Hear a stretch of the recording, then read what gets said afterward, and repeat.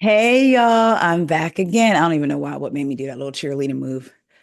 Child, my arms are sore. Anyway, I came back to talk about some other things. So let's jump right into it. First up, I did a video the other day about Royce Reed. She was sharing some things about the father of her son, Dwight Howard, and she's been through a lot with him. Well, so she spoke out that day. She said she was basically going to release the clip, let things out, which she did. Well, now she's come back to us again. This is according to the Neighborhood Talk over on Instagram. Royce Reed shares a GoFundMe link for attorney fees, unpaid mortgage, and bills as she says she's facing a new lawsuit from her ex, Dwight Howard. Admits to previously wanting to end her own life. This is embarrassing, but it's my life. So let's get into it. Hey, y'all. First, I want to thank you all for your outpouring of love and support. It means more than you can imagine. Prior to telling my story of how my life changed when I had a baby by Superman, my son and I had been struggling. For over 17 years, I've dealt with harassment, threats, defamation, and career loss. I eventually fell into a depression. I'd still dance on TikTok and smile through the pain because I felt at some point I'd pull through. Luckily, I did due to my village. There were days I thought about taking a full bottle of sleeping pills or running off an overpass. Wow. And believing if I was strong enough to just do it, by the time I changed my mind, it would be too late.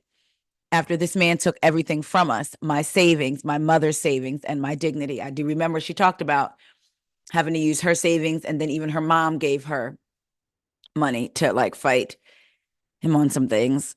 He still proceeded to harass and belittle me. Most recently, he spoke to our son on PlayStation party and degraded me, his mother, so bad to the point our son went off. I have worked since I was 16, but the bills I've accumulated dealing with this man are insurmountable. That's where my courage came from. That's why I chose to speak, but also because there's a new agreement. I'm now being threatened with yet another in caps lawsuit in caps because they want to take away my voice again and silence me. My voice that is being backed up by a choir now of witnesses and victims and a congregation full of support. I humbly come to say to you that while I'm a substitute teacher, after school gymnastics, I'm sorry, I humbly come to you to say that while I am a substitute teacher, after school gymnastics teacher, and I just reopened my dance company at a community center, I need help. We need help. So, although my name may be elevated right now, I'm still an average woman out here fighting for her family. Like cracks in a window, if not replaced early, they become bigger. I was that crack and I shattered. Not just me. This is bigger than me. This is about someone with so much money and so much power being able to bully women and men by lying, threatening, and throwing them in court. Mm. When you have money, some people move as if they're living in a place surrounded by glass. Well, I'm just the rock that hit the house. Any contribution helps, and the money will go towards attorney's fees as well as an unpaid mortgage or bills that I may fall behind on as I find more ways to supplement my income. I want to be transparent of where your donations will go. Whew. Then there's a letter that she receives from the Glecklen, Gleklen, the Glecklen law firm. I'm gonna blow it up. I'm trying to read it. Uh, the Glecklen law firm, located Peachtree Corners, Georgia. Pamela J. Esquire of Counsel. Cease and desist sent by Dwight Howard's legal representation. Royce Reed, R.E., cease and desist. Dear Miss Reed, Lord, child, I got to get up. Let me see if I can read it from my cell phone. I don't necessarily know better. All right, y'all. There's got to be a way. Oh, yes, I can make it bigger. Oh, no, child, I made it. Oh, wait a minute. Hold on, y'all. We coming because I had to make it a little bigger. Okay, here we go. We in the money. Dear Miss Reed, I have been retained to represent Dwight Howard regarding continuing and escalating statements and potentially. Sorry, y'all. I kept doing like this because I put on lip gloss right before and I wanted to make sure it wasn't all over my teeth. Anyway, I have been retained to represent Dwight Howard regarding continuing and escalating statements and potentially defamatory statements made by you against him.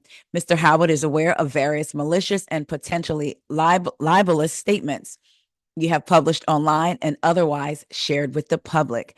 Any misrepresentations regarding his personal life and or fabricating claims may have already and certainly could cause significant damage to Mr. Howard's reputation in the future. The Glecklan Law Firm, on behalf of Dwight Howard, demands that on or before January 7th, 2025, y'all ready for this? You immediately issue a public retraction that is of equal prominence and format to your false statements and remove said statements from all media sources.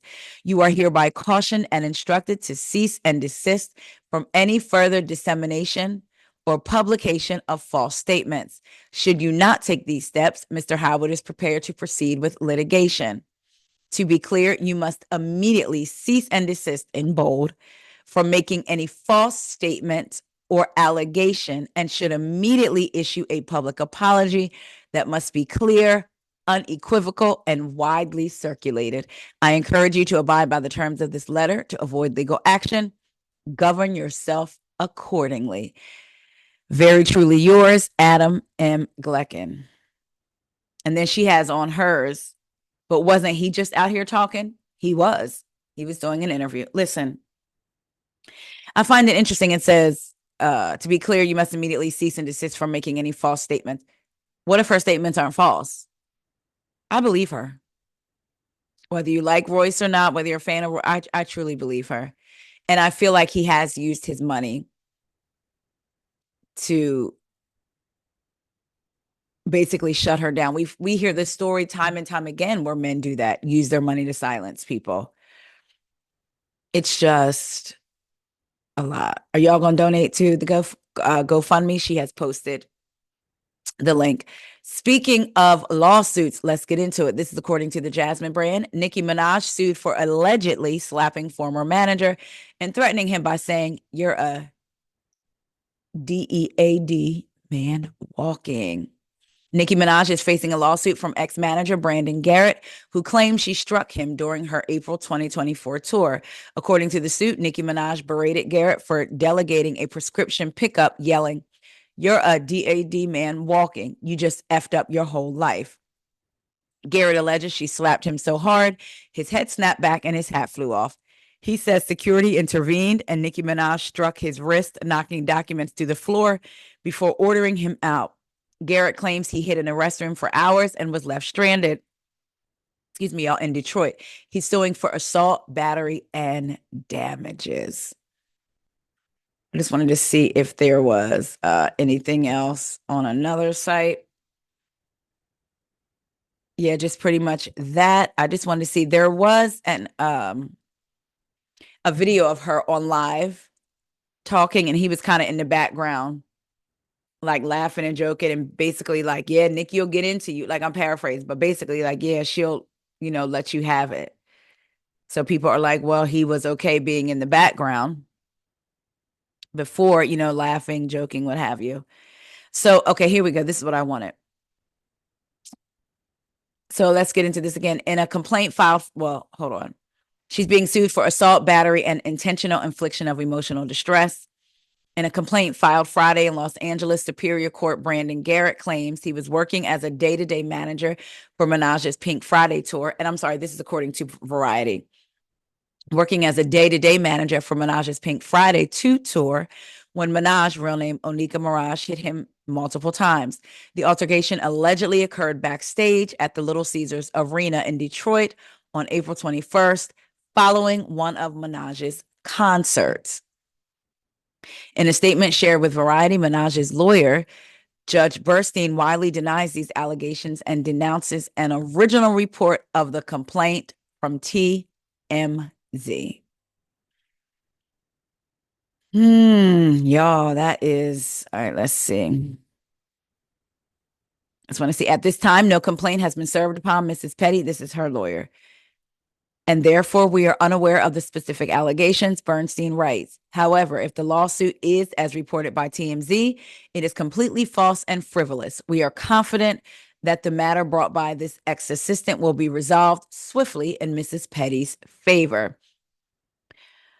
According to the lawsuit, Garrett was on his way back from an errand Minaj requested when he received a text message from her head of security, Larry Dathan, also known as BZ. Dathan allegedly told Garrett that Minaj wanted to see him in her dressing room. When he arrived, Garrett says 8 members of Minaj's staff were present, including Dathan, another employee named Luke Montgomery, and her former manager, Deb Antony. Isn't that Waka Flocka's mom? Waka Flocka, I think. Garrett states Minaj began to complain about the staff not knowing what they're supposed to do and who reports to who when she turned her attention to Montgomery, asking what his position was. Mr. Montgomery explained that his duties entailed tasks like venue dressing room setup, private jet setup, hotel room setup, quick change room refreshments, and tour bus setups. The complaint reads, Mr. Montgomery mentioned these duties were in addition to any requests from Minaj communicated by Garrett, including food orders, drinks, personal items, baby items, and most notably, prescriptions. Garrett explained he had Montgomery pick up the prescriptions because he was occupied with tour responsibilities, including assisting Minaj with quick changes during performances. Defendant Garrett claims that Minaj then became visibly upset and angrily screamed at him. He says Minaj said things like, "Are you effing crazy having him pick up my prescription? And if my husband was here, he would knock your effing teeth out." She allegedly continued with threats saying, "You just effed up your whole life and you will never be anyone. I'll make sure of it." Minaj then allegedly started yelling at Montgomery, asking what day he picked up the prescriptions and what exact prescriptions were they. When Montgomery said he couldn't recall, she told him to look through his phone until he found it. Garrett claims that neither he nor Montgomery could find the information Minaj was asking to see. After Montgomery allegedly offered up his cell phone to Minaj to read the messages between he and Garrett, the complaint states she approached him and got very close to his face while continuing to yell at him. At this point, Minaj open-handedly struck Garrett on the right side of his face, causing his head to swing backwards as his hat flew off his head, per the complaint. Garrett also alleges that Minaj hit him on his wrist, leaving it in a throbbing condition.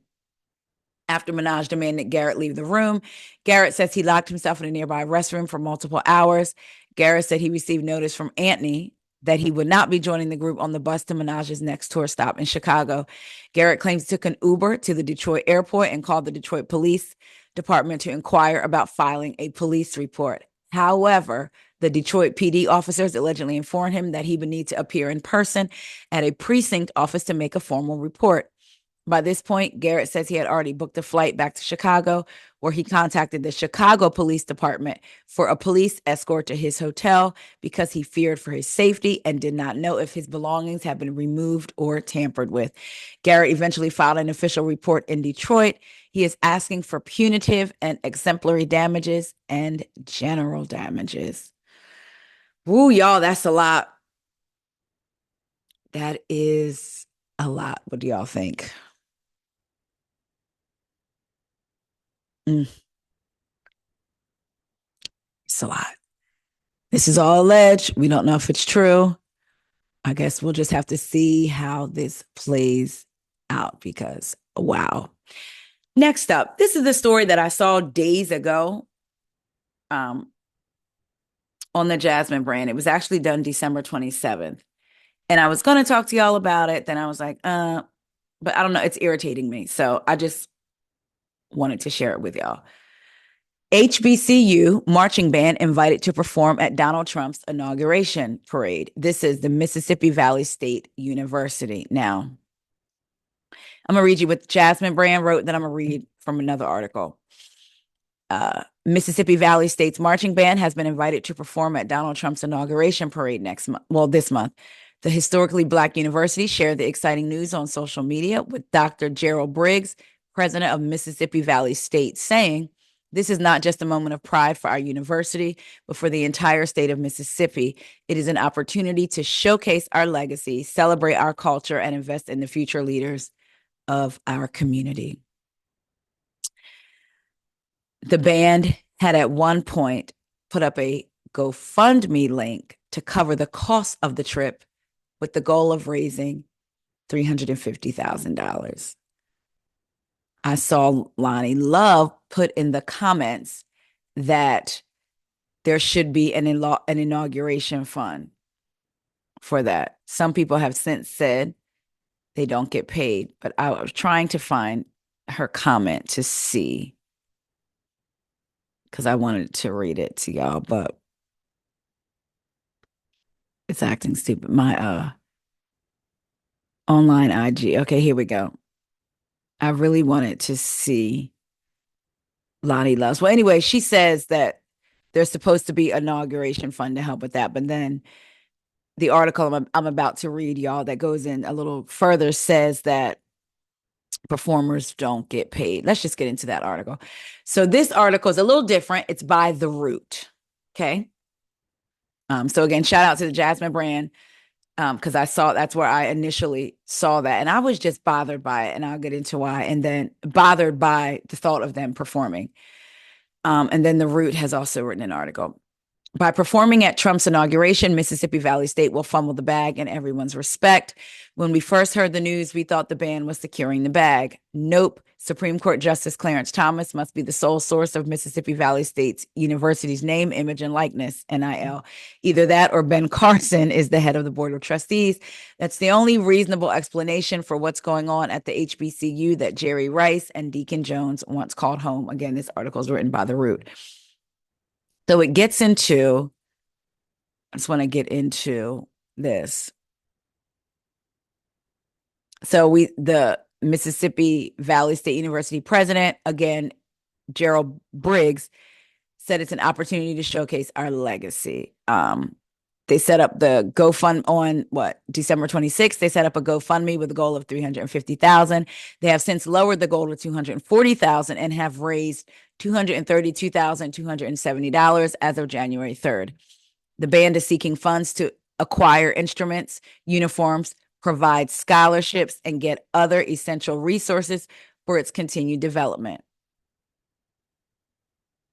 So now it's saying that the GoFundMe link is for that and not to get them to the inauguration, because what I had initially saw was that the GoFundMe link was to get them to the inauguration, and people were like, absolutely not, won't be doing that. So now they're saying it's for something different. I was trying to scroll down and find the original. Either way, they have okay, here we go. The 250 member band is currently fundraising to cover the cost of the trip. That was initially what was said on December 27th. They were raising the money to cover the trip. But now The Root is reporting that, again, it's for instruments, uniforms, providing scholarships, and getting other essential resources for its continued development. So I'm wondering, did they initially say for the trip? And people were like, no, because some of the comments were like, a Black school, and they're getting ready to go into, the comment I'm getting ready to read you is exactly what I initially thought when I read it and was going to go into it with y'all. A Black school endorses a man that doesn't want Black history in schools, wants to take away funding of HBCU, but go off. No, we are not helping an HBCU band perform, in quotes, at a Klan rally. Y'all figure it out. They better go holler at Blacks for Trump, although they've been mighty quiet lately. I'm reading the comments. See, they only want us dancing and playing music for them. I'd send them a cassette tape. Somebody said stares directly into the camera. And then somebody said, help us raise $350 to go. Y'all don't even have the money to go. He's not paying y'all, or y'all slow. I have so many questions. Okay, Lonnie Love said there's an inauguration fund that should cover that. Another person said, as a Mississippi HBCU grad, all exposure ain't good exposure. When I read, and Mississippi Valley is not the first HBCU band to appear at a Donald Trump presidential inauguration. The Talladega College Great Tornado Marching Band performed at Trump's first inauguration back in 2017. The thought of an HBCU band performing at Donald Trump's inauguration, it sickens me. And I know in life there are things, I was talking about this with Corey. There are things in life that you kind of have to do. You work with the racist, or you picked up on racism, or since 2016 when the racism is a little bit more bold, you work with those people. Some opportunities may come to a Black person or a person of color's way, and you got to kind of weigh the pros and cons.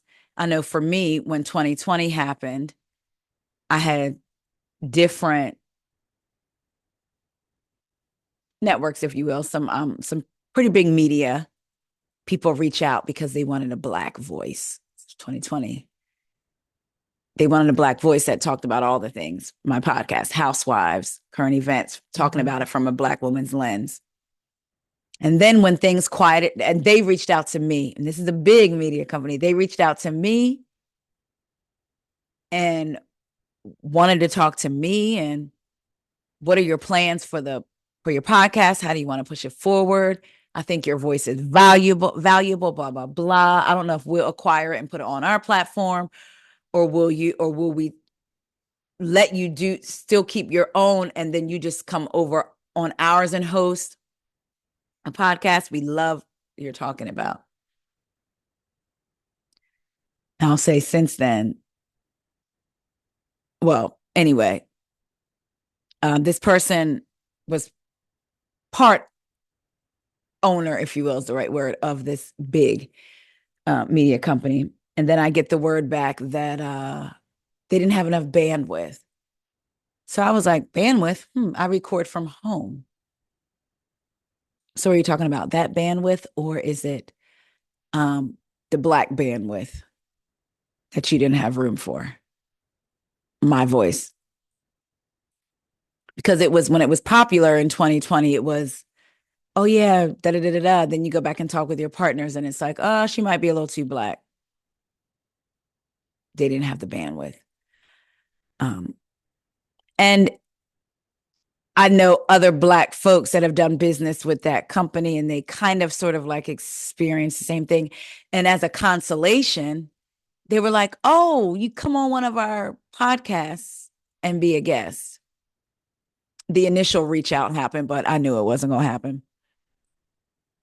I played along with it. Oh, yeah, my schedule is flexible. Let me know. Child knew it wasn't going to happen. Wasn't sweating it. Ain't thought about it since. But then thinking about this, and again, some of the opportunities that we are presented, you kind of have to you kind of have to weigh, okay, so if this network reached out, do you go on the platform with the stipulations that I'm allowed to have my voice? My content doesn't change. I mean, sometimes you may have to, with everything, sometimes you may have to kind of shift and flow, but not completely rebrand and change who you are. Not change who you are. You know what I mean? Because I was open to conversations, but like not change the core of who I was. And that's what I thought of. Sometimes we do, right? Have to do certain things to get to certain levels. But again, I'm not talking about changing who you are, being somebody different. None of that. But y'all know what I'm saying. Sometimes there are things that you kind of like, okay, well, I could do this, not do this, blah, blah, blah. But when I thought about this HBCU, not even getting paid to perform, raising money to get there, to perform for a man, let's get into when he was on Fox News and he was talking to Brian Kilmeade, and Brian says, so let's say you have a liberal city. Let's say it's Los Angeles, San Diego, and they just decide, oh, we're going to get rid of history. We got new history. This is America, built off the backs of slaves on stolen land, and that curriculum comes in. Trump says we don't send them money. We would save half of our budget. Trump is threatening to withhold funding from schools that taught about slavery, that taught about slavery being central to American history.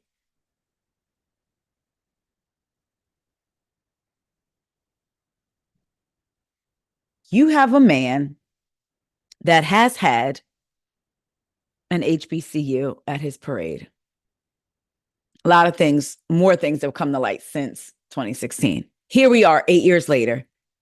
This man on his platform talked about not funding schools that taught slavery and about how slavery was central to America's history, to developing America. Slaves built the White House that you get ready to live in again. And an HBCU is performing there. And historically Black college and university is performing there, and called it a moment of pride for our university, and not just for the university, but for the state of Mississippi. It's an opportunity to showcase their legacy, celebrate your culture. You're going to use your talents to play for a man who doesn't celebrate your culture and invest in the future leaders of America. Y'all, I just, and other people may feel differently. And I'm open to having, well, I was going to say, no, I'm not open, but I'm always open to having respectful conversation. But for me, I just don't see it no other way. They're not paying you. You fundraising, trying to get there, and then slick look like you changed the language for the fundraising. And you want other Black folks to celebrate with you? For me, it's a no. Again, this man wants to take Black history. He wants to, he threatened to defund schools for teaching Black history. And you are attending a historically Black college and university. He promised to end wokeness in education. Y'all let me know what y'all think. I'm about to get heated, and I'm about to knock over this ring light because I'm talking with my hands. So I don't know if that's a Jersey thing. Born and raised in Jersey. Let's be clear, even though I've lived in Maryland. Look, I couldn't even say Baltimore, but even though I've lived in Baltimore for I don't know, 22 years. Born and raised in Jersey. Okay. So yeah, I talk with my hands, and I don't want to knock my whole computer over and this ring light. But yeah, I just, it makes me sick. And again, that's just me. Ain't no other way for me seeing this particular thing right here. Y'all let me know what y'all think. I love y'all so much. Again, Happy New Year. Don't be hard on yourself. It's the 4th day of the year. Give yourself some grace. Remember, the same grace that you give other people, or the same grace that you would give somebody else, give it to yourself. You are allowed. Giving yourself grace doesn't mean you're being lazy with anything. It just means you need to protect your mental health and don't want to have a nervous breakdown over things that maybe you planned the first 4 days of the year to go just like this, and they didn't. Every day can be the first. Just remember that. Love y'all so much. Love the community that we're creating. Thank you for getting me to over 2,200 subscribers, y'all. We're all the way up. We're going to keep going up. I love y'all, and I will talk to y'all later. See ya. Oh, don't forget to buy your tickets to Kempire Show in DC.